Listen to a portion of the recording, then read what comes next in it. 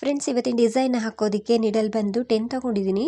6 ಎಳೆ ದಾರನ ತೆಗೆದು ತುದಿಯಲ್ಲಿ ಒಂದು ನಾಟ್ ಹಾಕ್ಕೊಂಡಿದ್ದೀನಿ. ಕೇವಲ ಒಂದೇ ಸ್ಟೆಪ್ಪಲ್ಲಿ ಹಾಕುವಂಥ ಕ್ರೋಶಾ ಡಿಸೈನು. ಸಿಲ್ಕ್ ಥ್ರೆಡ್ ತೊಗೊಂಡಿದ್ದೀನಿ ಫ್ರೆಂಡ್ಸ್. ತುಂಬ ಜನ ಕಮೆಂಟಲ್ಲಿ ಕೇಳೋದು ಯಾವ ಥ್ರೆಡ್ ಇದು ಅಂತ. ಸೊ ನಾರ್ಮಲ್ ಸಿಲ್ಕ್ ಥ್ರೆಡ್ಡು 6 ಎಳೆ ದಾರನ ತೆಗೆದು ತುದಿಯಲ್ಲಿ ಒಂದು ನಾಟ್ ಹಾಕ್ಕೊಂಡಿದ್ದೀನಿ. ನಾನು ಈ ಡಿಸೈನ್ನ ಬಟ್ಟೆಗೆ ಹಾಕಿ ತೋರಿಸ್ತಾ ಇದ್ದೀನಿ. ನೀವೇನಾದರೂ ಸೀರೆಗೆ ಹಾಕ್ಕೊಳ್ಬೇಕಿದ್ರೆ ಸ್ಟಾರ್ಟಿಂಗಿಂದ ಇದೇ ರೀತಿ ಹಾಕ್ಕೊಳ್ಳಿ. ನಾನಿಲ್ಲಿ 2 ಟೈಮ್ಸ್ ಲಾಕ್ ಮಾಡ್ಕೊಳ್ತಾ ಇದ್ದೀನಿ. 2 ಸಲ ಲಾಕ್ ಮಾಡೋದ್ರಿಂದ ಸೆಕ್ಯೂರ್ ಆಗಿರುತ್ತೆ. ಎರಡು ಸಲ ಲಾಕ್ ಮಾಡ್ಕೊಂಡು ಇವಾಗ ಚೈನ್ಗಳನ್ನ ಹಾಕ್ತಾ ಇದ್ದೀನಿ. 1 2 3 4 5 ಒಟ್ಟು 5 ಚೈನ್ಗಳನ್ನ ಹಾಕಿ ಅದು ಎಲ್ಲಿಗೆ ಬರುತ್ತೆ ಅಲ್ಲಿಗೆ ನೋಡಿಕೊಂಡು ಲಾಕ್ ಮಾಡ್ಕೊಳ್ತಾ ಇದ್ದೀನಿ. ಸೊ ಈ ಪ್ಲೇಸ್ ಬಂದು ಕುಚ್ಚನ್ನು ಕಟ್ಟೋದಕ್ಕೆ 5 ಅಥವಾ 4 ಚೈನನ್ನು ಕೂಡ ನೀವು ಹಾಕ್ಕೊಳ್ಬೋದು. 5 ಚೈನನ್ನು ಹಾಕಿ ಲಾಕ್ ಮಾಡ್ಕೊಂಡಿದ್ದಾದಮೇಲೆ ಅದ್ರ ಪಕ್ಕದಲ್ಲಿ ಮತ್ತೊಂದು ಸಲ ಸಿಂಗಲ್ ಕ್ರೋಶನ ಮಾಡ್ತಾ ಇದ್ದೀನಿ. ಸಿಂಗಲ್ ಕ್ರೋಶ ಆದಮೇಲೆ ಸ್ವಲ್ಪ ಥ್ರೆಡ್ನ ಮೇಲೆತ್ತಿ ಬೀಡನ್ನ ಹಾಕ್ಕೊಳ್ತಾ ಇದ್ದೀನಿ.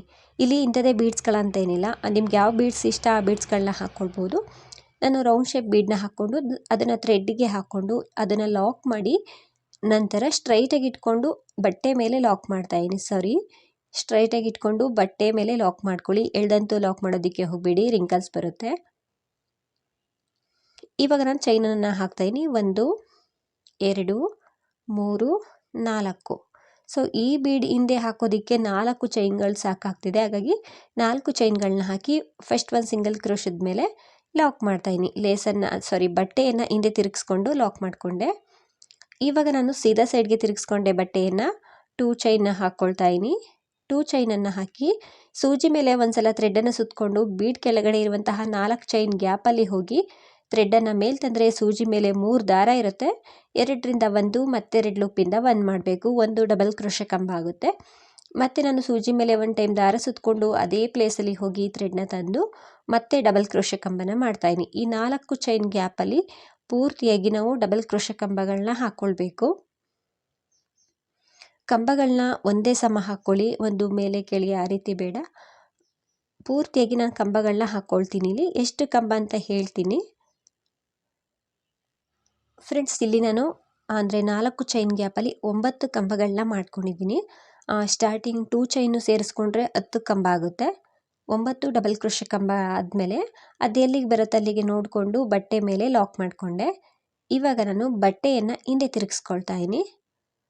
ಹಿಂದೆ ತಿರುಗಿಸ್ಕೊಂಡು ಇಲ್ಲಿ ನಾವು ಆಲ್ರೆಡಿ ಕಂಬಗಳನ್ನ ಮಾಡ್ಕೊಂಡು ಬಂದಿರ್ತೀವಿ. ಕಂಬದ ಮೇಲೆ ಹೋಲ್ ಗ್ಯಾಪ್ ಕಾಣಿಸುತ್ತೆ ಹಿಂದೆಯಿಂದ.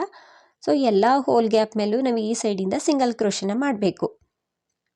ಯಾವುದೇ ಕಂಬನ ಮಿಸ್ ಮಾಡೋ ಹಾಗಿಲ್ಲ. ಕಂಬದ ಹಿಂದೆ ಈ ರೀತಿ ಹೋಲ್ ಗ್ಯಾಪ್ ಕಾಣಿಸುತ್ತೆ. ಎಲ್ಲ ಕಂಬದ ಮೇಲೂ ನಾನು ಸಿಂಗಲ್ ಕ್ರೋಶನ ಮಾಡ್ತಾಯಿದ್ದೀನಿ. ಈ ರೀತಿ ಸಿಂಗಲ್ ಕ್ರೋಶ ಮಾಡ್ತಾ ಬರಬೇಕು. ನಾವಿಲ್ಲಿ 9 ಕಂಬ ಮಾಡಿದ್ದೀವಲ್ಲ, 9 ಕಂಬಗಳ ಮೇಲೂ ಕೂಡ ಸಿಂಗಲ್ ಕ್ರೋಶನ ಮಾಡಬೇಕು.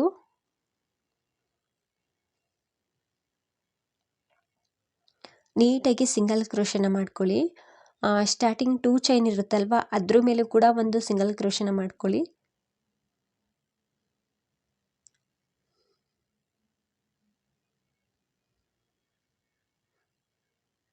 ಸಿಂಗಲ್ ಕ್ರೋಶಗಳಾದಮೇಲೆ ಸೀದಾ ಸೈಡ್ಗೆ ತಿರುಗಿಸ್ಕೊಳ್ಬೇಕು. ಬಟ್ಟೆಯನ್ನು ಸೀದಾ ಸೈಡ್ಗೆ ತಿರುಗಿಸ್ಕೊಂಡ್ಮೇಲೆ ಈ ರೀತಿ ಕಾಣಿಸ್ತಿರುತ್ತೆ. ಇವಾಗ ನಾವು ಸ್ವಲ್ಪ ಥ್ರೆಡ್ನ ಮೇಲೆತ್ತಿ ಒಂದು ಬೀಡನ್ನ ಹಾಕ್ಕೊಳ್ಬೇಕು. ಇಲ್ಲೊಂದು ಸ್ಮಾಲ್ ಸೈಜ್ ಬೀಡನ್ನ ಹಾಕ್ಕೊಳ್ತಾ ಇದ್ದೀನಿ ನಾನು. ಇದಕ್ಕೇನು ಹೆಚ್ಚಾಗಿ ಬೀಡ್ಸ್ಗಳು ಬೇಕಾಗೋದಿಲ್ಲ. ಪಕ್ಕದಲ್ಲಿ ಹೋಲ್ ಗ್ಯಾಪ್ ಕಾಣಿಸ್ತಿದೆ ನೋಡಿ, ಅದರೊಳಗಡೆ ಸಿಂಗಲ್ ಕ್ರೋಶನ ಮಾಡ್ತಾಯಿದ್ದೀನಿ. ಬೀಡನ್ನ ಥ್ರೆಡ್ಡಿಗೆ ಹಾಕ್ಕೊಂಡು ಸಿಂಗಲ್ ಕ್ರೋಶ ಈ ರೀತಿ. ನಂತರ 1 2 3 4 ಚೈನನ್ನು ಹಾಕ್ಕೊಂಡೆ. ಈಗ ಯಾವುದರಲ್ಲಿ ನಾನು ಲಾಕ್ ಮಾಡಿದೆ ಅದೇ ಪ್ಲೇಸಲ್ಲಿ ಲಾಕ್ ಮಾಡ್ತಾಯಿದ್ದೀನಿ. ಸೊ ಬೀಡನ್ನ ಹಾಕ್ಕೊಂಡು ಸಿಂಗಲ್ ಕ್ರೋಶ ಮಾಡಿರ್ತೀವಲ್ಲ ಅದೇ ಪ್ಲೇಸಿಗೆ 4 ಚೈನ್ ಹಾಕಿ, ಅಂದರೆ 4 ಚೈನನ್ನು ಹಾಕಿ ಅದೇ ಪ್ಲೇಸಲ್ಲಿ ಲಾಕ್ ಮಾಡಬೇಕು. ಮತ್ತು ನಾನು 4 ಚೈನನ್ನು ಹಾಕ್ಕೊಂಡೆ. ಇವಾಗ ಪಕ್ಕದ ಹೋಲಿಗೆ ಲಾಕ್ ಮಾಡ್ತಾಯಿದ್ದೀನಿ. ಅದ್ರ ಪಕ್ಕದ ಹೋಲಿಗೆ ಲಾಕ್ ಮಾಡಿಕೊಂಡೆ. ಸ್ಟಾರ್ಟಿಂಗ್ ಮಾತ್ರ ಆ ಸಿಂಗಲ್ ಕ್ರೋಶದ್ದು ಹೋಲಿಗೆ ಲಾಕ್ ಮಾಡ್ಕೊಳ್ಬೇಕು. ನಂತರ 4 ಚೈನನ್ನು ಹಾಕ್ಕೊಂಡು ಅದ್ರ ಪಕ್ಕದ ಹೋಲಿಗೆ ಸಿಂಗಲ್ ಕ್ರೋಶನ ಮಾಡಬೇಕು. 4 ಚೈನನ್ನು ಹಾಕ್ಕೊಂಡೆ. ಅದರ ನೆಕ್ಸ್ಟ್ ಹೋಲ್ ಗ್ಯಾಪ್ ಕಾಣಿಸ್ತಿದೆ ನೋಡಿ, ಇಲ್ಲಿ ಲಾಕ್ ಮಾಡ್ತಾಯಿದ್ದೀನಿ. ಮತ್ತೆ 4 ಚೈನನ್ನು ಹಾಕ್ಕೊಳ್ತಾ ಇದ್ದೀನಿ. 1 2 3 4 4 ಚೈನನ್ನು ಹಾಕ್ಕೊಂಡು ಅದ್ರ ಪಕ್ಕದಲ್ಲಿರುವಂತಹ ಹೋಲ್ ಗ್ಯಾಪಿಗೆ ಲಾಕ್ ಮಾಡ್ತಾ ಇದ್ದೀನಿ. ಮತ್ತೆ ನಾನು 4 ಚೈನನ್ನು ಹಾಕ್ಕೊಳ್ತಾ ಇದ್ದೀನಿ. ಅದ್ರ ಪಕ್ಕದಲ್ಲಿ ಹೋಲ್ ಗ್ಯಾಪ್ ಕಾಣಿಸ್ತಿದೆ ನೋಡಿ, ಅದರೊಳಗಡೆ ಲಾಕ್ ಮಾಡ್ತಾ ಇದ್ದೀನಿ. ಸೊ ಇದು ಕೂಡ ತುಂಬ ಈಸಿ ಇದೆ, ಎಲ್ಲರೂ ಕೂಡ ಹಾಕ್ಕೊಳ್ಳುವಂಥ ಡಿಸೈನ್ ಇದು. ತುಂಬ ಚೆನ್ನಾಗೂ ಕೂಡ ಕಾಣಿಸುತ್ತೆ. ಸೊ ಎಲ್ಲ ಕಂಬದ ಮೇಲೆ ಹೋಲ್ ಗ್ಯಾಪ್ ಇರುತ್ತೆ ನೋಡಿ, ಸಿಂಗಲ್ ಕ್ರೋಶೆಡ್ ಮೇಲೆ ಎಲ್ಲಕ್ಕೂ ಕೂಡ 4 ಚೈನನ್ನು ಹಾಕ್ಕೊಂಡು ಕೊನೆಯವರೆಗೂ ಹಾಕ್ಕೊಂಡು ಬರಬೇಕು. ಸೊ ಕೊನೆಯಲ್ಲಿ ನಾನು ಅದು ಎಲ್ಲಿಗೆ ಬರುತ್ತೆ ಅಲ್ಲಿಗೆ ನೋಡಿಕೊಂಡು ಬಟ್ಟೆ ಮೇಲೆ ಲಾಕ್ ಮಾಡ್ತಾ ಇದ್ದೀನಿ. ಯಾವುದೇ ಹೋಲ್ ಗ್ಯಾಪನ್ನು ಸ್ಕಿಪ್ ಮಾಡೋ ಹಾಗಿಲ್ಲ. 4 ಚೈನನ್ನು ಹಾಕ್ಕೊಂಡು ಲಾಕ್ ಮಾಡ್ತಾ ಬರಬೇಕು. ಇವಾಗ ನಾನು ಅದ್ರ ಪಕ್ಕದಲ್ಲಿ ಸಿಂಗಲ್ ಕ್ರೋಶೆಗಳನ್ನ ಮಾಡ್ಕೊಳ್ತೀನಿ. ಅದ್ರ ಪಕ್ಕದಲ್ಲೇ ನೀಟಾಗಿ ಸಿಂಗಲ್ ಕ್ರೋಶನ ಮಾಡ್ಕೊಳ್ಳಿ. ಸಿಂಗಲ್ ಕ್ರೋಶ ಆದಮೇಲೆ ಮತ್ತೆ ಅದ್ರ ಪಕ್ಕದಲ್ಲಿ ಇನ್ನೂ 2 ಸಿಂಗಲ್ ಕ್ರೋಶನ ಮಾಡ್ತೀನಿ. ಏನಕ್ಕೆ ಅಂದರೆ ನಾನು ಸ್ಟಾರ್ಟಿಂಗು 5 ಚೈನ್ ಆದಮೇಲೆ ಬರೀ 2 ಸಲ ಸಿಂಗಲ್ ಕ್ರೋಶನ ಮಾಡ್ಕೊಂಡಿದ್ದು. ಇಲ್ಲಿ ಮತ್ತೆ 2 ಸಿಂಗಲ್ ಕ್ರೋಶನ್ ಜಾಸ್ತಿ ಮಾಡ್ಕೊಳ್ತೀನಿ. ಏನಕ್ಕೆ ಅಂದರೆ ಇಲ್ಲಿ ನಾವು ಕುಚ್ಚನ್ನು ಕಟ್ತೀವಲ್ಲ, ಅದು ಆರ್ಚ್ ಪಕ್ಕನೇ ಬರುತ್ತೆ, ಆರ್ಚು ನೀಟಾಗಿ ಕಾಣಿಸೋದಿಲ್ಲ. ಹಾಗಾಗಿ ಇಲ್ಲಿ 2 ಸಲ ಸಿಂಗಲ್ ಕ್ರೋಶ ಎಕ್ಸ್ಟ್ರಾ ಮಾಡ್ಕೊಳ್ತಾ ಇದ್ದೀನಿ. ನೀವು ಕೂಡ ಅಷ್ಟೇ 5 ಚೈನ್ ಹಾಕಿ 4 ಸಲ ಸಿಂಗಲ್ ಕ್ರೋಶನ ಮಾಡ್ಕೊಳ್ಳಿ ಸ್ಟಾರ್ಟಿಂಗು. ನಂತರ ಇಲ್ಲಿ ಆರ್ಚ್ ಎಲ್ಲ ಆದಮೇಲೆ 4 ಸಲ ಸಿಂಗಲ್ ಕ್ರೋಶ ಇರಬೇಕು. ನೋಡ್ತಿರ್ಬೋದು, ಆರ್ಚ್ ಎಲ್ಲ ಕಂಪ್ಲೀಟ್ ಆದಮೇಲೆ 4 ಸಿಂಗಲ್ ಕ್ರೋಶ ಇದೆ. ನಂತರ ನಾನು 5 ಚೈನ ಹಾಕ್ತಾಯಿದ್ದೀನಿ. ಈ ರೀತಿ ಮಾಡೋದ್ರಿಂದ ಕುಚ್ಚು ಮತ್ತು ಆರ್ಚು ತುಂಬ ಹತ್ರ ಆಗಲ್ಲ. ಕೆಲವೊಮ್ಮೆ ಕುಚ್ಚನ್ನು ಕಟ್ಟಿದ್ರೆ ಆರ್ಚ್ ಮೇಲೆ ಬಂದುಬಿಡುತ್ತೆ. ಹಾಗಾಗಿ ಇದು ಸ್ವಲ್ಪ 1-2 ಸಲ ಸಿಂಗಲ್ ಕ್ರೋಶನ ಮಾಡಿಕೊಂಡ್ರೆ ಸ್ವಲ್ಪ ದೂರದಲ್ಲಿ ಇರುತ್ತೆ, ಕುಚ್ಚು ಮತ್ತು ಆರ್ಚು ನೀಟಾಗಿ ಫಿನಿಶಿಂಗ್ ಕಾಣಿಸುತ್ತೆ ಅಂತ ಅಷ್ಟೇ. 5 ಚೈನ ಹಾಕಿ ಮತ್ತೆ ನಾನು 4 ಸಲ ಸಿಂಗಲ್ ಕ್ರೋಶನ ಮಾಡ್ಕೊಳ್ತಾ ಇದ್ದೀನಿ. 4 ಸಲ ಸಿಂಗಲ್ ಕ್ರೋಶನ ಮಾಡಿ ಸ್ವಲ್ಪ ಥ್ರೆಡ್ನ ಮೇಲೆತ್ತಿ ಬೀಡನ್ನ ಹಾಕ್ಕೊಳ್ಬೇಕು. ನೀವು ಕೂಡ ಅಷ್ಟೇ ಸ್ಟಾರ್ಟಿಂಗು 5 ಚೈನ್ ಆದಮೇಲೆ 4 ಸಲ ಸಿಂಗಲ್ ಕ್ರೋಶನ ಹಾಕ್ಕೊಂಡು ಬೀಡನ್ನ ಹಾಕ್ಕೊಳ್ಳಿ. ಸೊ ನಾನು ಸ್ಟಾರ್ಟಿಂಗ್ ಏನೂ ಹಾಕಿರಲಿಲ್ಲ, ಹಾಗಾಗಿ ಮಧ್ಯದಲ್ಲಿ ಹಾಕ್ಕೊಂಡೆ. ಮತ್ತು ಸ್ವಲ್ಪ ಥ್ರೆಡ್ನ ಮೇಲೆತ್ತಿ ಈ ರೀತಿ ಒಂದು ಬೀಡನ್ನ ಹಾಕ್ಕೊಳ್ತಾ ಇದ್ದೀನಿ. ಬೀಡನ್ನ ಥ್ರೆಡ್ಡಿಗೆ ಹಾಕ್ಕೊಂಡು ಅದನ್ನು ಲಾಕ್ ಮಾಡಿ ನಂತರ ಅದನ್ನು ಲೇಸ್ ಮೇಲೆ ಲಾಕ್ ಮಾಡ್ತಾ ಇದ್ದೀನಿ.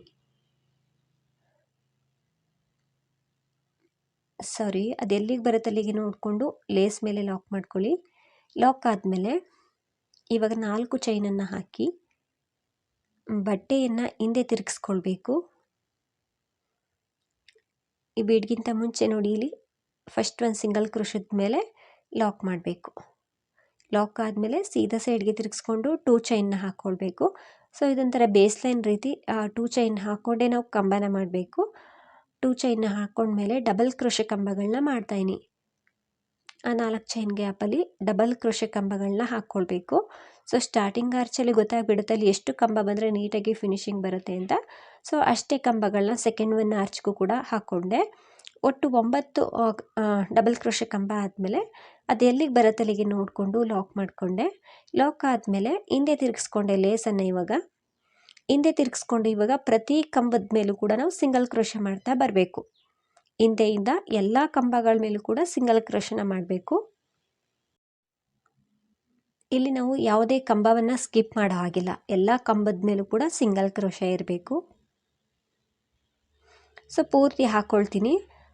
ಇಲ್ಲಿ ಪೂರ್ತಿ ಹಾಕ್ಕೊಂಡು ಬಂದಿದ್ದೀನಿ, ನೋಡ್ತಿರ್ಬೋದು. ಪೂರ್ತಿ ಸಿಂಗಲ್ ಕ್ರೋಶನ ಮಾಡಿಕೊಂಡು ಸೀದಾ ಸೈಡ್ಗೆ ತಿರುಗಿಸ್ಕೊಂಡು ಸ್ವಲ್ಪ ಥ್ರೆಡ್ನ ಮೇಲೆತ್ತಿ ಬೀಡನ್ನ ಹಾಕ್ಕೊಳ್ತಾ ಇದ್ದೀನಿ. ಸ್ಮಾಲ್ ಸೈಜ್ ಬೀಡನ್ನ ಹಾಕ್ಕೊಳ್ತಾ ಇದ್ದೀನಿ. ಫ್ರೆಂಡ್ಸ್, ಇದನ್ನು ಹಾಕ್ಕೊಳ್ಳೇಬೇಕು ಅಂತ ಏನಿಲ್ಲ, ಬೇಕಿದ್ದರೆ ನೀವು ಸ್ಕಿಪ್ ಮಾಡ್ಕೊಳ್ಬೋದು. 4 ಚೈನ್ ಹಾಕಿ ಡೈರೆಕ್ಟಾಗಿ ಲಾಕ್ ಮಾಡ್ಕೊಳ್ಬೋದು. ನಾನು ಒಂದು ಬೀಡನ್ನ ಹಾಕ್ಕೊಂಡು 4 ಚೈನನ್ನು ಹಾಕ್ತಾಯಿದ್ದೀನಿ ಅಷ್ಟೇ.